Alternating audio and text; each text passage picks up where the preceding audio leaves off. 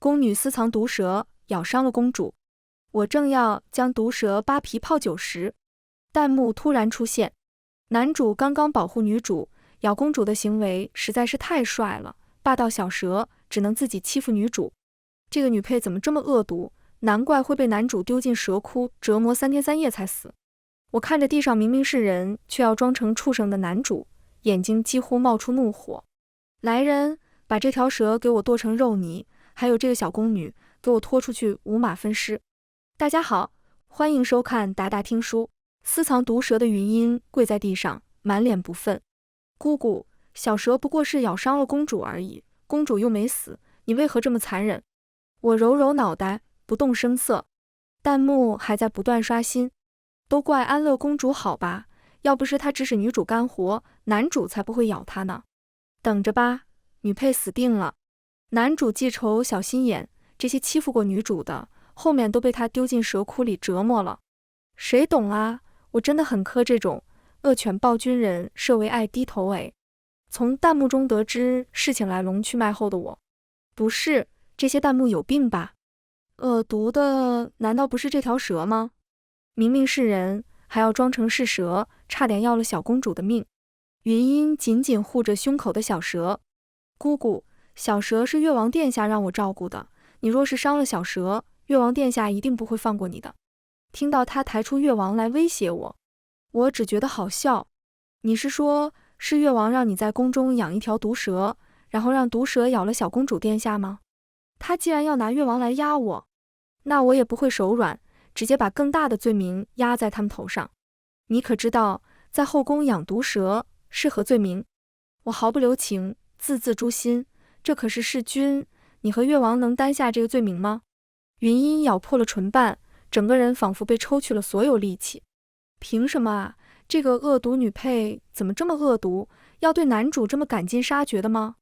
只是咬一口而已，又没死，就知道威胁女主宝宝。云音执拗地护着怀中的小蛇。可是姑姑，公主殿下没有性命之忧，你不该在宫内动用私刑。我几乎要笑出声，弯下腰，掠过弹幕，死死盯着他。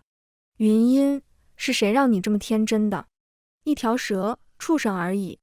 云音怀中的小蛇立马弹射出来，似乎是想要给我一口，可惜一下子就被我捏住了7寸。我垂下眼，刚好能对上小蛇猩红的眼睛，里面人性化的怨毒，让我看得心惊。果然是心狠手辣的暴君，这就记上仇了。见我毫不留情地捏着小蛇，云音急了，他求我放过小蛇。姑姑，千错万错都是我的错，就算是为了小公主积德，你也不能滥杀无辜啊！我嗤笑2声，让擅长剥蛇皮的侍卫过来处理这条蛇。那侍卫从我手上接过蛇，正准备下去时，一条弹幕飞速划过我眼前。这个蠢货女配肯定不知道吧？这个侍卫早就暗恋云音了，他等会儿就会悄悄换下小蛇还给女主，男女主又可以贴贴喽。我叫住了那个侍卫，回来，在我们面前剥蛇皮。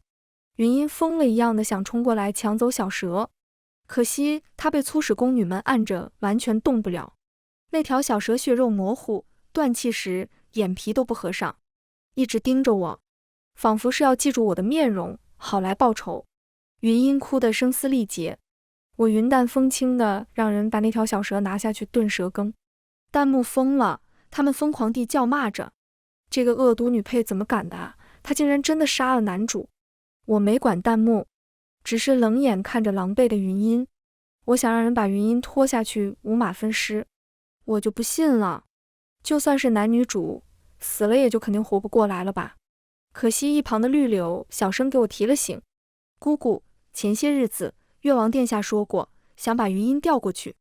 云音满眼快意地看着我，他笃定我不敢动他。我抬起手，让那些侍卫直接上去捉住云音。越王算什么东西？不过就是当今皇上收的养子而已。公主殿下乃是当今唯一子嗣，他要是出了事，你们都得株连9族。这下云音有些害怕了，弹幕也混乱起来。越王不是皇上养子吗？为什么这个女配完全不怕啊？安乐公主就是个公主而已，越王可是被过继过来的男丁，她丝毫不忌惮的吗？我看见弹幕傻傻的发言，只觉得弹幕傻的好笑。越王说到底不过是个养子，而安乐公主可是亲女。再说了，是谁说公主就没有即位的可能性？你们还不动手，是要我亲自动手吗？我咬重了语气。侍卫们也明白了我的意思。不过，我现在可没想这么快就弄死女主了。先不杀，先打云音50大板吧。打死了就说明罪有应得，打不死就说明罪不至死。我刚想走，就想起了弹幕刚刚说的话，随手把那个据说暗恋云音的侍卫给指了出来。你明天不用来未央宫当差了，未央宫不需要一条养不熟的野狗。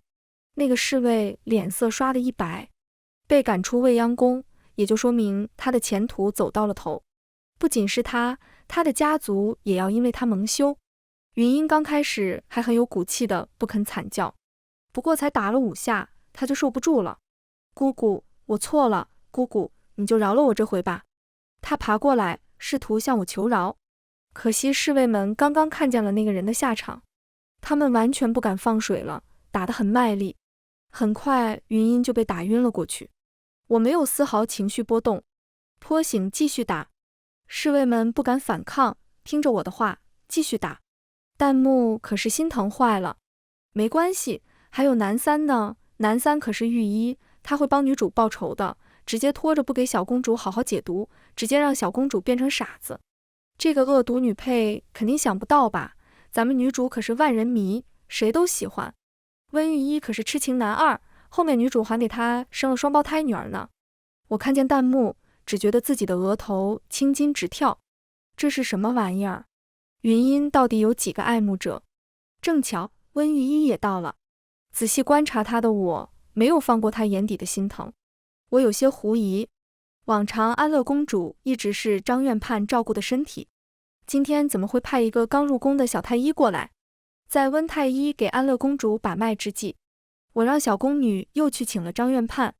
仔细观察着温太医的我，没有放过他脸上丝毫的表情变化，包括他看向安乐公主时眼底闪过的决绝。男二快冲啊，弄死这个欺负女主宝宝的恶毒公主！眼见他就要给公主扎针了，我直接单手按住了他，似笑非笑道：温太医，不急，等张院判过来，一同确定药方。温太医不急不躁，仿佛他才是最为公主着想的人。他威胁我：姑姑，你阻挠我为公主殿下解毒是何意？难道你是想置公主殿下于死地吗？他这话说的一点毛病也没有，可我不吃他这一套，我又不是被吓大的。当初先皇后难产而死，当今陛下伤心欲绝，完全不管安乐公主，甚至把安乐公主丢在未央宫自生自灭。前朝后宫多少双眼睛想弄死安乐公主，可年仅8岁的我不仅护着安乐公主在这个吃人的后宫中活了下来，我还让安乐公主重新获得了皇上的宠爱。所以温太医这点小伎俩未免过于稚嫩了。究竟是谁想对安乐公主下毒手？等张院判来了，自然就知晓了。很快张院判就被请了过来，他额头上都是热汗，见到我都来不及行礼，就被拉去给安乐公主诊脉了。熟知安乐公主脉案的张院判很快就重新开了一张药方，而温太医则是被我让人扣押在殿内。我将温太医开的那张药方递给了张院判看，这张药方完全不是解毒的方子啊。张院判一看脸色都变了，他说这张药方看上去表面没有什么问题，实际上和安乐公主的体质不合，喝了这药只会让公主的毒素堆积在体内，如果毒素多了，安乐公主也就变傻了。我冷笑出声，一脚踹翻了温太医，说谁让你来的？我可不相信，要不是故意设计，这种刚进宫的小太医能被派过来给安乐公主看病。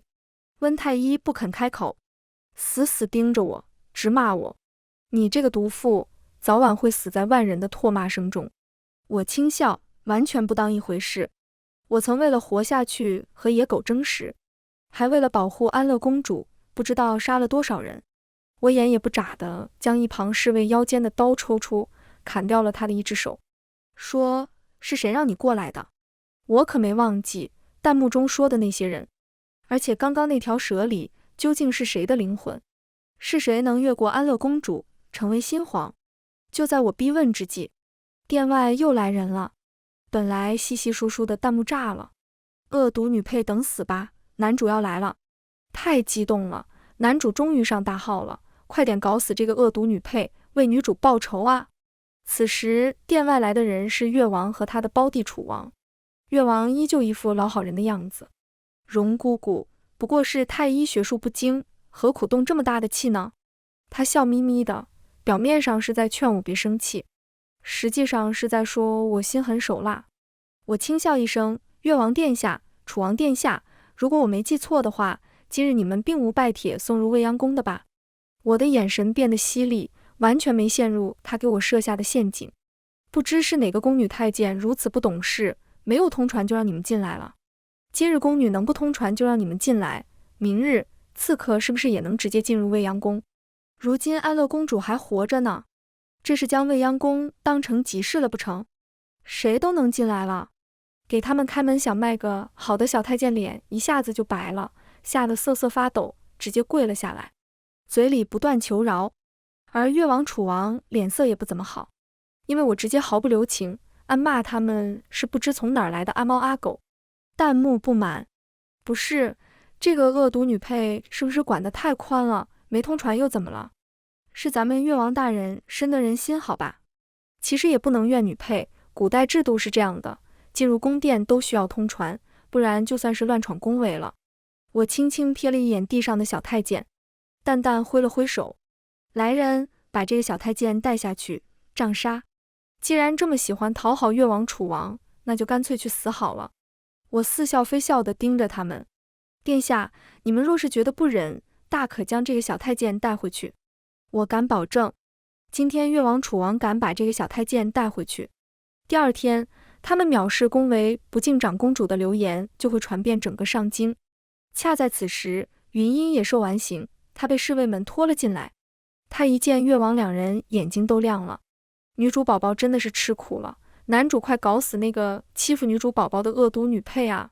我瞥了弹幕一眼，先发制人，问越王，听说殿下很喜欢这个名为云音的宫女，据说她是奉殿下的命，在宫里养了条蛇。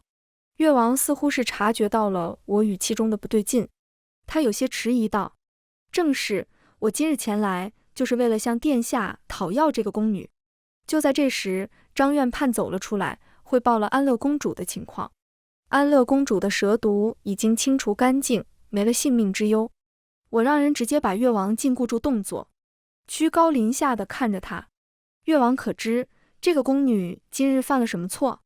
她私藏毒蛇，咬伤了安乐公主。越王，你难道是想弑君？越王脸上表情空白了一瞬，而云音似乎还没意识到不对，他只是倔强地看着我，完全没意识到自己犯了多大的错误。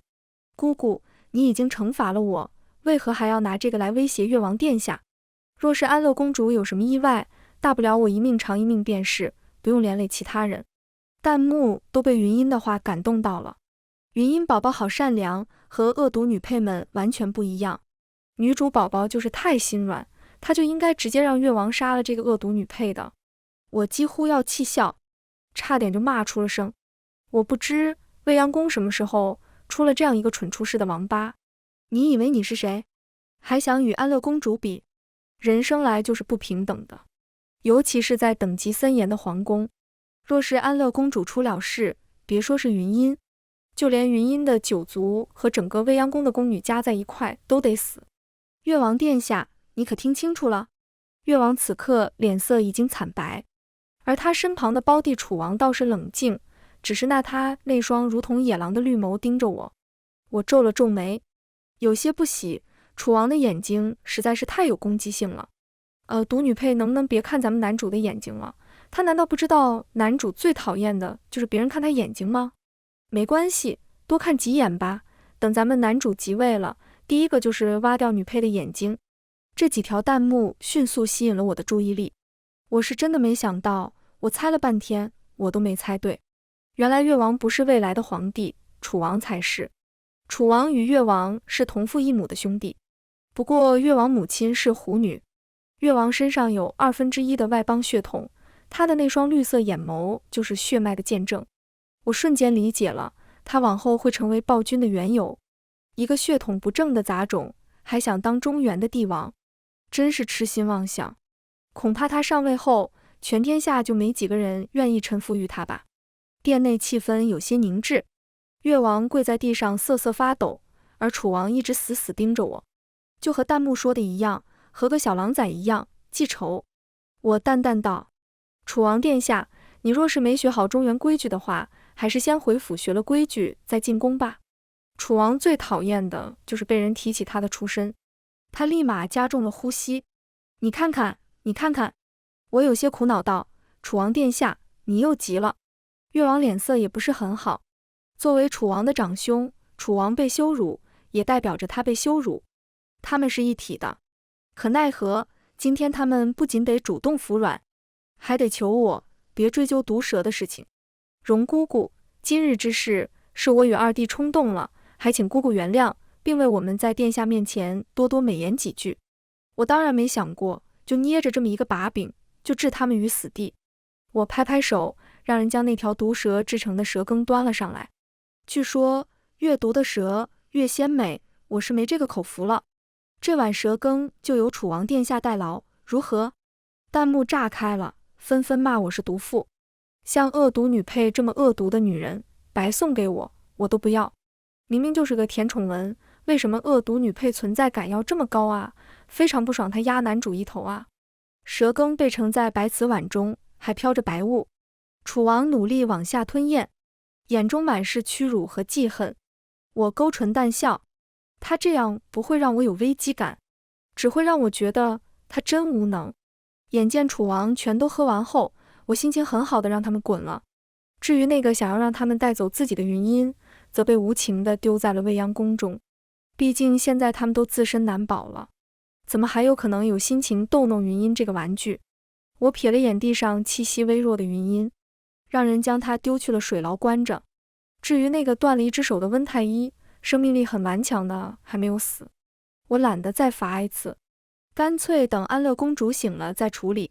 好在毒素及时清除，安乐公主在晚上就清醒了过来。我将今天发生的事情都告诉了她，她轻笑道：没想到啊，我错过了一场大戏。姑姑，你对今天发生的事情怎么看呢？殿内烛火被透过窗户缝隙的风吹得摇晃。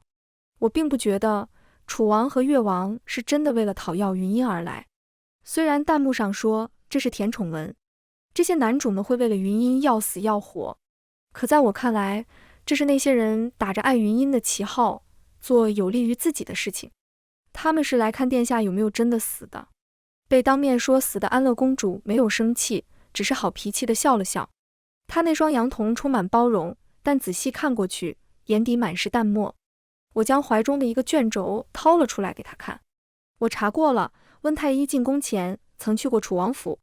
我从来不忌讳用最大的恶意揣测，温太医很可能就是楚王的人，不然单单为了一个女人向当今的公主、未来的女皇下毒，这个理由也太好笑了些。而且从弹幕中透露出的信息来看，这位温太医在楚王上位后的地位可不低，所以唯一可能的解释就是温太医从始至终都是楚王的人，他接近云音也是受了楚王的指使，里应外合一起杀了安乐公主，这才是他们真正的理由。不然就说不通为何越王和楚王会来的这样巧。那个温太医还是有几分实学的，就这么死了，有些可惜。安乐公主看着卷轴，冷不丁开了口，能够进入太医署的太医都不是些酒囊饭袋。我和他对视一眼，瞬间明白了他的意思。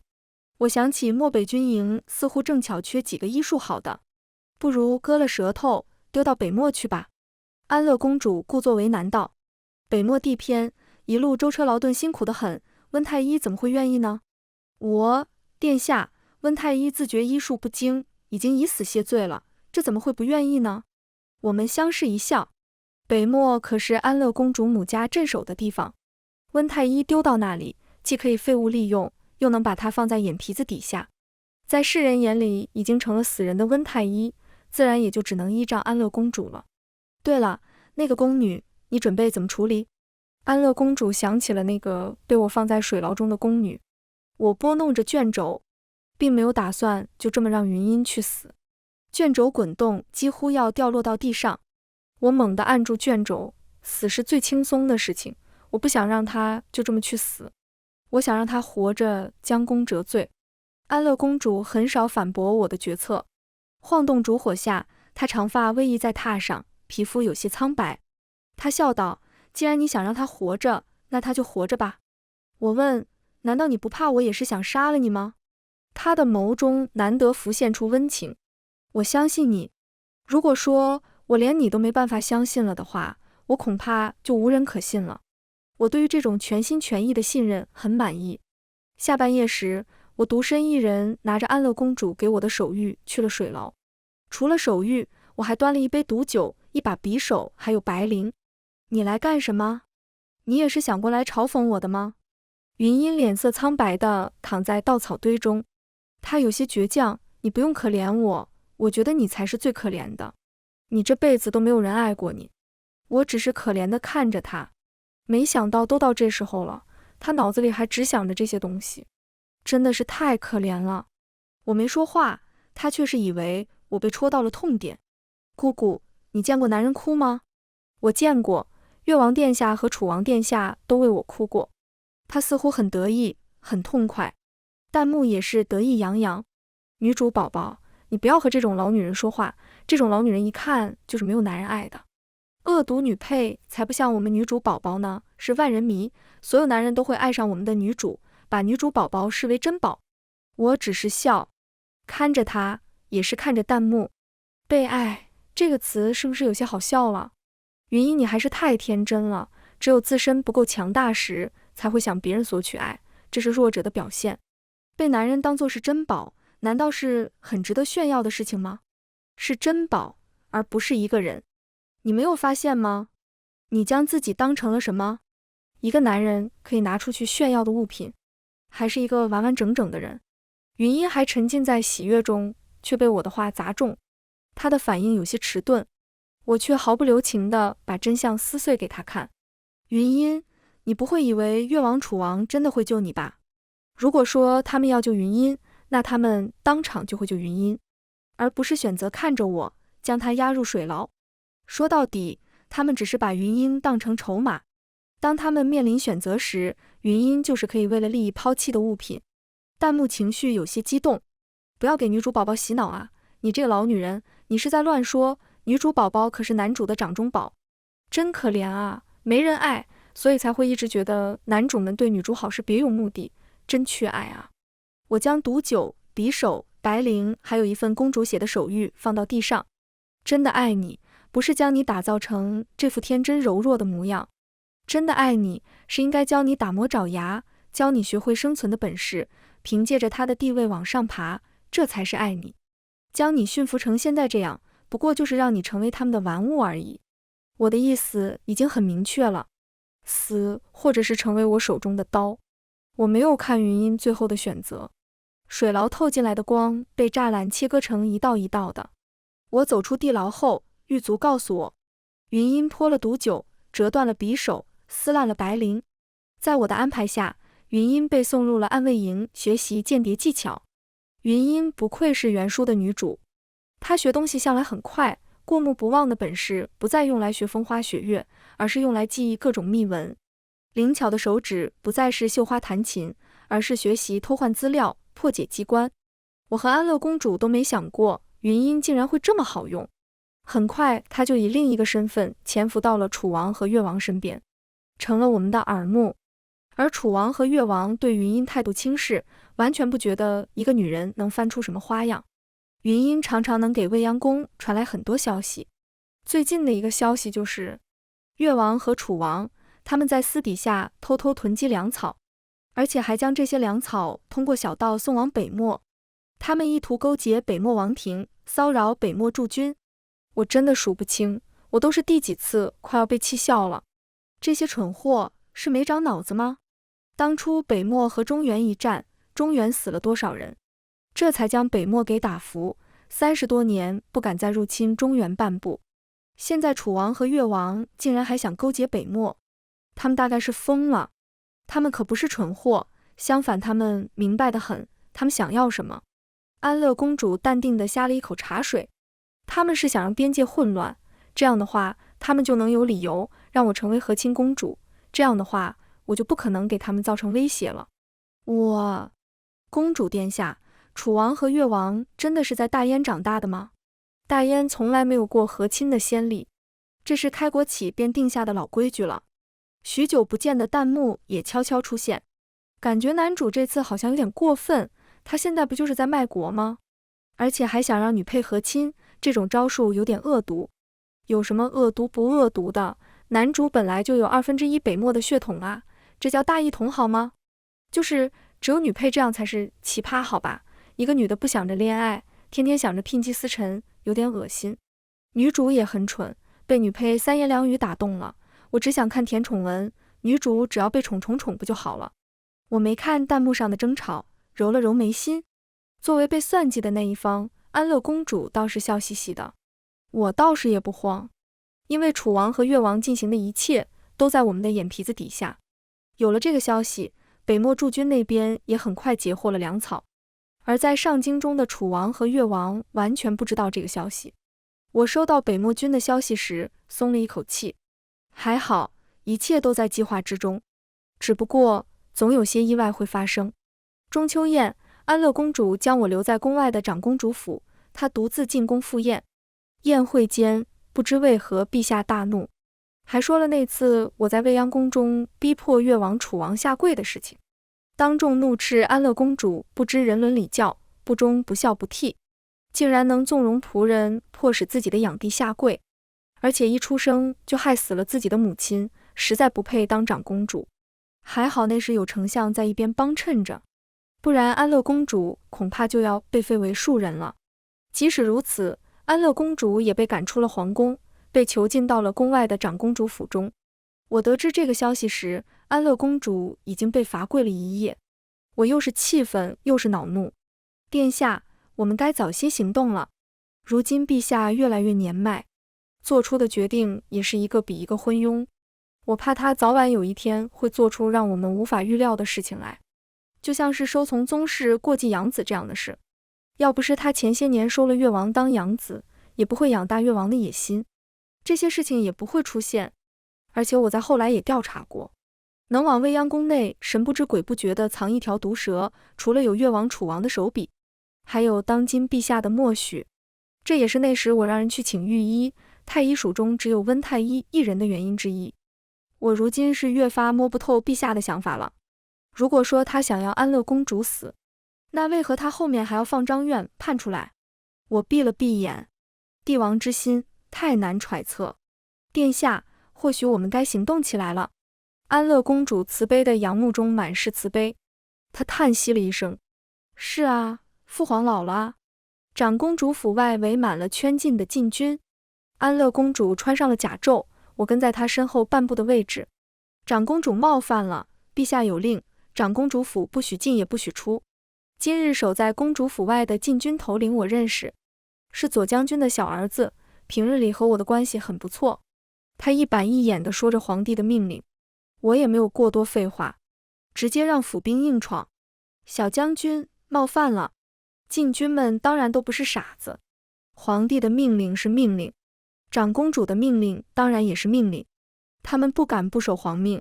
所以当我选择让府兵硬闯时，他们也只是装样子挡了几下，而后全都躺到了地上。今日街道上下着蒙蒙细雨，柳枝头上的新芽绿色尚且不明显，本就天色尚早，还下着细雨，光线就更加不好了。宫门外的禁军试图拦截我们进宫的动作。陛下现下在明光殿早朝，公主殿下，你们不要让我们为难啊。我看了他一眼，又是熟人，右将军家的长子。他看似阻拦，实则说了今日的消息。我一推，他就倒在地上，再也起不来，仿佛晕了过去。守在宫门的禁军被我们以摧枯拉朽之势撂倒。狭长的宫道两旁竖起高高的厚厚的城墙，一踏入其中，仿佛就飞不出去一般。安乐公主大步往前走着，溅起的泥水将她火红色的裙摆浸湿。我小跑在她身侧，身后是整齐有力的脚步声。公道很长又很短，几乎一盏茶不到，我们就到了明光殿中。所有朝臣的视线都聚焦在我们身上。高台上帝王冷漠的视线藏在冕珠后，他年迈且严厉的声线乍起：孽障，你要造反不成？你竟然敢带兵入宫！安乐公主当然不承认，她眼眸依旧慈悲：陛下，我怎么敢造反？我只是觉得陛下年迈了，该是养老了。我随之单膝跪地，恭敬道：我等恭请陛下退位，禅位给安乐公主。皇帝冷笑，指着我骂道：梅长青，你真是好大的胆子啊！你竟然敢跟着公主造反！我不卑不亢：陛下此话差矣，长青怎敢造反？长青此生唯一的愿望便是安乐公主能够平安顺遂。当初也是这样一个下雨日，皇后难产，她躺在床上奄奄一息，紧紧攥着我的手：长青，保住我的孩子。那时我才8岁，是皇后不被承认的同母异父的幼妹。她苍白的脸藏在披散的长发中，是那样美的惊人，又脆弱的惊人。殿内浓厚的血腥味混杂着惨叫声。皇后生下公主后就气绝了。皇帝刚上完早朝，看着气绝的发妻和那个在乳母怀中幼小的婴孩时，他气急，抱起那个孩子就往地上砸。我扑过去把那个孩子抢了过来，我求他让公主活下来。他眼底满是冷漠，他说我姐姐给我求过一个圣旨，想让我能够成为她真正的亲妹妹，但这道圣旨还没发下去。他说他只给我2个选择，要么我成为皇后名义上的亲妹妹，要么让公主活下来，代价是我要成为宫里的宫女。我选择了让公主活下来。皇帝表现得对皇后姐姐那么的深情，可也并不耽误，他在皇后姐姐死后第3天就纳了好几个美人入后宫。后来安乐公主逐渐长大，她长得越来越像当初的皇后，皇帝这才看见了安乐公主。我不知道他究竟对安乐公主是什么感情，是爱多一些，还是恨多一些，或者又是其他的一些感情多些。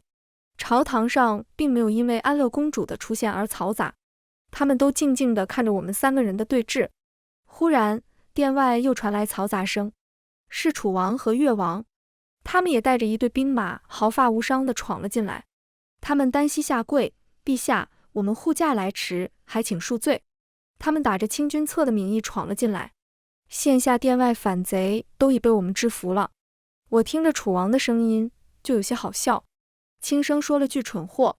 楚王如狼一般的绿眼睛看向我，眼底满是怨毒：又是你，当日之仇，我必百倍奉还。我淡漠起身，抽出一旁士兵腰间的佩剑，随着一声利剑插入皮肉的声音，剑没入了他的胸膛。而他身边那些士兵完全没有反应，说你蠢，你还不承认，你带的是你的兵吗？你就带。很久未见的弹幕突然出现，突然发现宝藏，女配好帅啊！玄武门对掏心，谁赢谁太子。姬相似互砍，谁输谁叛军。瓦达西瓦，男主你已经是叛军了。布儿，男主你怎么想的？你这眼睛，你还想当皇帝？就这么说吧，就算是拴一条狗上去，都不可能让你俩当皇帝的。别说了，我们还是看重血统的好吧，都长绿眼睛了，一看就不是中原人啊，这都还想夺嫡，洗洗睡吧。越王在一旁还想再说些什么，口中就忽然溢出鲜血来。他有些迟疑地回头，他身后是一直陪着他的解语花云音，他用匕首结束了越王的生命。我冷眼看着地上那2个不知好歹的东西都断了气，抬头望向已经年迈的皇帝：陛下，你已经老了，是时候该公主殿下上位了。皇帝无奈叹息，终于还是弯下了腰，和一个年迈的普通老人一样，再也直不起腰了。安乐公主面无表情地将查到的贪官名单拿了出来，按照名单一个个都给砍了。毕竟好不容易带兵进宫一次，总得有些血，不是吗？我打开殿门，殿外带着水汽的空气涌入殿中。不知何时，天空的乌云已经散去，阳光透过厚重的云层洒向大地。全文完，达达听书，感谢您的观看，每天上新精彩小说，喜欢就订阅吧。